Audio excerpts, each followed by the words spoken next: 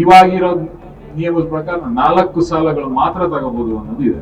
ಈ ಎಲ್ಲಾ ನಿಯಮಗಳನ್ನ ಉಲ್ಲಂಘನೆ ಮಾಡಿ ಅವ್ರು ಕಟ್ಟಕ್ ಆಗದೆ ಇದ್ರು ಈಗ ಮೈಕ್ರೋ ಫೈನಾನ್ಸ್ ಅವರು ತುಂಬಾ ಕಿರುಕುಳ ಕೊಡ್ತಿದ್ದಾರೆ.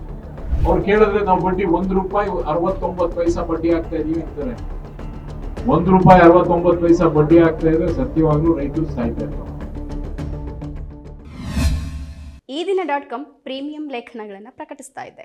ಎಕ್ಸ್ಕ್ಲೂಸಿವ್ ಅನಿಸುವ ಸಂಗತಿಗಳು ಈ ಲೇಖನಗಳಲ್ಲಿ ಸಿಗುತ್ತವೆ. ಇವುಗಳನ್ನು ಓದೋಕೆ ನೀವು ಚಂದಾದಾರರಾಗಿ. 3 ಲಕ್ಷಕ್ಕಿಂತ ಕಮ್ಮಿ ಇರಬೇಕು ಅವ್ರ ಆದಾಯ ಒಂದು ಫ್ಯಾಮಿಲಿಗೆ. ಹಂಗಂದ್ರೆ ₹25,000 ಪ್ರತಿ ತಿಂಗಳು. EMI ಅದ್ರಲ್ಲಿ 50% ಇರಬೇಕು. ಅದು ₹12,500 ಕಮ್ಮಿ ಇರಬೇಕು. ಇವಾಗಿರೋ ನಿಯಮದ ಪ್ರಕಾರ 4 ಸಾಲಗಳು ಮಾತ್ರ ತಗೋಬಹುದು ಅನ್ನೋದು ಇದೆ.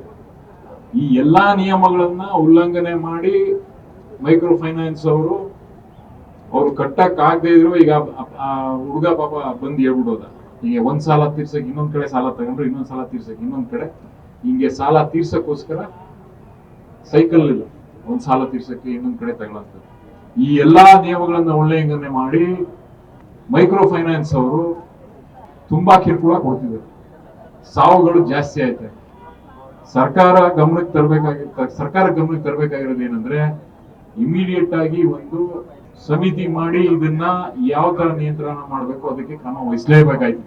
ಇಲ್ಲ ಅಂದ್ರೆ ಈ ತರ ಸಾವುಗಳು ಇನ್ನೂ ಜಾಸ್ತಿ ಆಯ್ತದೆ. ನಾನು ತುಂಬಾ ದುಃಖದಿಂದ ಹೇಳ್ತಾ ಇದ್ದೀನಿ, ಇಂಥದ್ದು ಜಾಸ್ತಿ ಆಯ್ತಾ ಇರ್ತದೆ. ಅದ್ರ ಜೊತೆಗೆ ನಾನು ಹೇಳೋದಂದ್ರೆ, ರೈತರಿಗೆ ದಯವಿಟ್ಟು ಈ ತರ ಸಾವನ್ನಪ್ಪಕ್ಕೆ ನೀವು ಎಲ್ಲಾ ರೀತಿಯ ಏನ್ ಸರ್ಕಾರಗಳು ಕೆಲಸ ಮಾಡಿದ್ರೆ ನಾವುಗಳು ಎಲ್ಲಾ ಸೇರಿ ಕೆಲಸ ಮಾಡ್ತೀವಿ, ಆದ್ರೆ ಈ ತರ ಒಂದು ಕ್ರಮನ ತಗೋಬೇಡಿ ಅಂತ ನಿಮ್ಮ ಮೂಲಕ ಎಲ್ಲ ಮಾಧ್ಯಮದವ್ರ ಮೂಲಕ ಕೇಳ್ಕೊಳ್ಳೋದು. ಈ ಒಂದು ಎಕ್ಸ್ಟ್ರೀಮ್ ಸ್ಟೆಪ್ ನ ತಗೋಬೇಡಿ ಅಂತ ಕೇಳ್ಕೊಳ್ಳೋಕೆ ಇಷ್ಟಪಡ್ತೀನಿ. ಈಗಾಗಲೇ ಗೊತ್ತಿರಂಗೆ 59,367 ಕೋಟಿ ಮೊತ್ತದ ಸಾಲನ ಕೊಟ್ಟಿರೋಂಥದ್ದು. ಬರೀ 31 ನೋಂದಣಿ ಮೈಕ್ರೋ ಫೈನಾನ್ಸ್ಗಳು. ಬರೀ ನಮ್ಮ ರಾಜ್ಯದಲ್ಲಿ ಬರೀ 31 ಮೈಕ್ರೋ ಫೈನಾನ್ಸ್ ಗಳಿರೋದಾ? ಇಲ್ಲ ತಾನೆ. ಇದು ನೋಂದಣಿ ಆಗಿರೋವು, ನೋಂದಣಿ ಆಗಿಲ್ದೇ ಇರೋವು ಸುಮಾರವೆ. ನಮ್ಮ ಪಾಂಡುಪುರ ತಾಲೂಕಲ್ಲೇ ಹೋದ್ ವಾರ ನಾವು ಮೀಟಿಂಗ್ ಮಾಡಿದ್ವು, ಅಲ್ಲೇ 30ಗಿಂತ ಜಾಸ್ತಿ ಅದು. ಅವ್ರು ಹೇಳ್ತಿರೋ ಬಡ್ಡಿ ಅವ್ರು ಕೇಳಿದ್ರೆ ನಾವು ಬಡ್ಡಿ ₹1.69 ಬಡ್ಡಿ ಆಗ್ತಾ ಇದೀವಿ ಅಂತಾರೆ. ₹1.69 ಬಡ್ಡಿ ಆಗ್ತಾ ಇದ್ರೆ ಸತ್ಯವಾಗ್ಲೂ ರೈತರು ಸಾಯ್ತಾ ಇದ್ದಾರೆ. ಅವ್ರು ಹಾಕ್ತಿರೋ ಬಡ್ಡಿ ಜಾಸ್ತಿ, ಚಕ್ರ ಬಡ್ಡಿ ಹಾಕ್ತಾರೆ. ಅವ್ರಿಗೆ ಗೊತ್ತಾಗಿಲ್ಲ ನಮ್ಗೆ.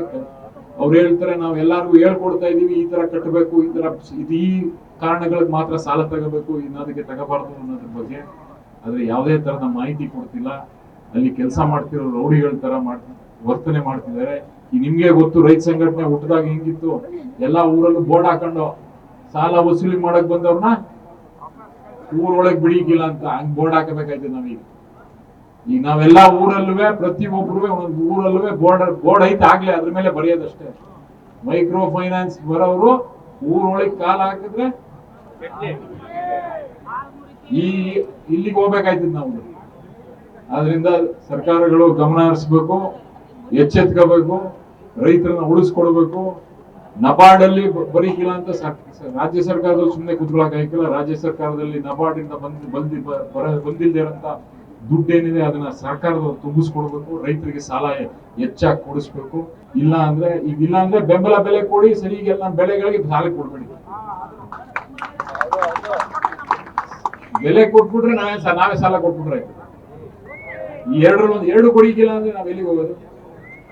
ಇದು ಸಮಸ್ಯೆಗಳಿರೋಂಥದ್ದು. ಅದರಿಂದ ದಯವಿಟ್ಟು ಈಗ ಬಡ್ಡಿನೂ ಅಷ್ಟೇ ಈಗ ಹೇಳ್ತಿದ್ದಾರೆ, ಸುಮ್ಮನೆ ಇರಪ್ಪ ಇಲ್ಲೇ ಮಾತಾಡ್ತಿದ್ರೆ.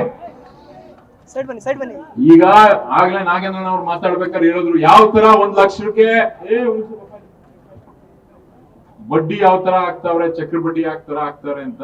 ಇಲ್ಲ ಬಿಜಾಪುರ ನಮ್ಮ ಅಣ್ಣ ತಮ್ಮದಿರು ಬಂದವ್ರೆ ಪಾಪ. ಒಬ್ರು 7 ಶೀರ್ಷ 4 ನಾಯಕರು ಇದ್ದಾರೆ. ಅವರು ಅಲ್ಲಿದ್ದವ್ರು ನೋಡಿ, ಅವ್ರ ಜೊತೆ ಯಜಮಾನರುಗಳು ಬರೋರು 1 ಲಕ್ಷ ಸಾಲ ಕೊಟ್ಬಿಟ್ಟು ಕೋಆಪರೇಟಿವ್ ಅಲ್ಲಿ ತಗೊಂಡು 34 ಲಕ್ಷ ರೂಪಾಯಿ ಕಟ್ಬೇಕು ಅಂತ ಹೇಳ್ತಾರೆ. ವೀರ ಪುಲಕೇಶಿ ಬ್ಯಾಂಕ್. ನಾವು ಅಧಿಕಾರಿಗಳ ಜೊತೆ 20 ಸತಿ ಹೋಗಿದ್ದವ ನಾವು. ಅವ್ರು ಹೇಳ್ತಾ ಇದ್ರು ನನ್ ಗಾಡಿಗೆ ಮೈಕ್ ಕಟ್ಕೊಂಡ್ ನನ್ ಗಾಡಿನೇ ಕಿತ್ತೋಯ್ತು ಅಂತ. ಅಷ್ಟು ಸುತ್ತಿ ಹೋರಾಟಗಳನ್ನ, ಅಂದ್ರೆ ನಾವುಗಳು ನಮ್ಮ ನ್ಯಾಯ ದೊರಕಿಸ್ಕೊಳ್ಳೋಕೋಸ್ಕರ ಎಷ್ಟು ಒಡೆದಾಟ ಮಾಡಬೇಕು, ಇದನ್ನ ಸರ್ಕಾರಗಳು ಗಮನಕ್ಕೆ ತಗೋಬೇಕು. ತಗೊಂಡು ಸೂಕ್ತವಾದ ಒಂದು, ಈಗ ಕಮರೆಡ್ಡಿ ಅವ್ರಿಗೆ ಬಂದಿದ್ರು, ಅವಾಗ ಮಾನ್ಯ ಸಚಿವರು ಇಲ್ಲಿ ಇರ್ಲಿಲ್ಲ, ಆಗ ಅವ್ರು ಹೇಳಿದ್ರು ಒಂದು ಕಾಂಪ್ರಹೆನ್ಸಿವ್ ಸ್ಟಡಿ ಆಗ್ಬೇಕು ಅಂತ ಹೇಳಿದ್ರು. ಎಲ್ಲಾ ಇನ್ಶೂರೆನ್ಸ್ ಆಗ್ಲಿ, ಸಾಲ, ಈ ಬ್ಯಾಂಕ್ಗಳಾಗ್ಲಿ, ಫೈನಾನ್ಷಿಯಲ್ ಇನ್ಸ್ಟಿಟ್ಯೂಷನ್ಗಳಾಗ್ಲಿ ಸಾಲದ ಆತ್ಮಹತ್ಯೆ ಯಾಕೆ ಮಾಡ್ಕೊತಾವ್ರೆ ಅನ್ನೋದು ಅಗ್ರಿಕಲ್ಚರ್ ಡಿಪಾರ್ಟ್ಮೆಂಟ್ ಅವರು ಪೂರ್ತಿ ವಿಮರ್ಶೆ ಮಾಡಿ ಯಾಕೆ ನಾವು ರೈತರನ್ನ ಈಚೆ ತರಕ್ ಆಯ್ತಲ್ಲ ಸಾಲದಿಂದ ಅಂತ ಒಂದು ವೈಟ್ ಪೇಪರ್ ರೆಡಿ ಮಾಡುವೆ ಅಂತ ಹೇಳಿದ್ರು. ಅದನ್ನ ಅರ್ಥ ಮಾಡ್ಕೊಂಡ್ರೆ ನಾವು ನಮ್ಮ ಪಾಲಿಸಿಗಳನ್ನ ಬದಲಾವಣೆ ಮಾಡ್ಬೇಕಾಯ್ತದೆ. ಬದಲಾವಣೆ ಮಾಡೋದ್ರ ಮೂಲಕನೇ ನಾವು ರೈತರಿಗೆ ನಾವು ನ್ಯಾಯ ಕೊಡಿಸ್ಬೇಕಂತ ಹೇಳ್ತಾ, ಮತ್ತೆ ಇನ್ನು ಸುಮಾರು ಜನ ಇದ್ದಾರೆ ಮಾತಾಡೋರು. ನಮ್ಗೆ ಇಲ್ಲಿ ಮಾತಾಡಕ್ಕೆ ಅವಕಾಶ ಮಾಡ್ಕೊಟ್ಟಿದ್ದೀನಿ. ನಿಮ್ಮೆಲ್ಲರಿಗೂ ಧನ್ಯವಾದ ಹೇಳಿ ನಾನು ಮಾತು ಮುಗಿಸ್ತೀನಿ. ನಮಸ್ಕಾರ. ಮತ್ತಷ್ಟು ವಿಶೇಷ ವಿಡಿಯೋಗಳನ್ನು ನೋಡಲು ಮತ್ತು ಹೊಸ ವಿಡಿಯೋಗಳ ಬಗ್ಗೆ ತಿಳಿಯಲು ಈ ದಿನ .com ಯೂಟ್ಯೂಬ್ ಚಾನೆಲ್ ಸಬ್ಸ್ಕ್ರೈಬ್ ಮಾಡಿ ಮತ್ತು ಬೆಲ್ ಐಕಾನ್ ಕ್ಲಿಕ್ ಮಾಡಿ.